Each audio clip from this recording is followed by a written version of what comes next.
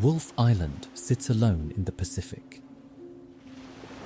20 square kilometers of volcanic rock surrounded by open ocean in every direction.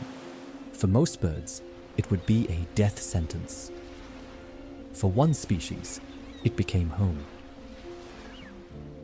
The vampire finch is a weak flyer. It cannot leave this island. It was born here, and it will die here. And on an island where seeds are scarce, insects are rare, and nectar only goes so far, that should have been the end of their story. It wasn't. These finches feed on blood, not metaphorically, not occasionally, as a primary food source.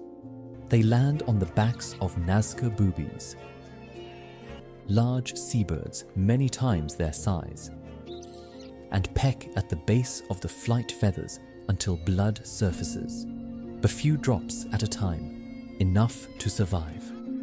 What makes this strange is not the finch, it is the boobie.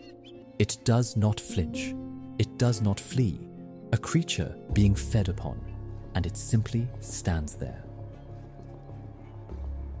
Scientists believe they know why. This behavior did not begin as predation.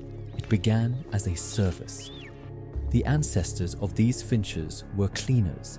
They picked lice and mites from the boobie's plumage, removing parasites, keeping the larger bird healthy.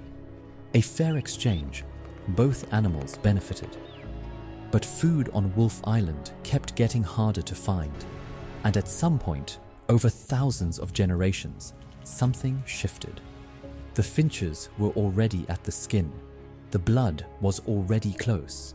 All it took was a slightly deeper peck, and a new behavior was born.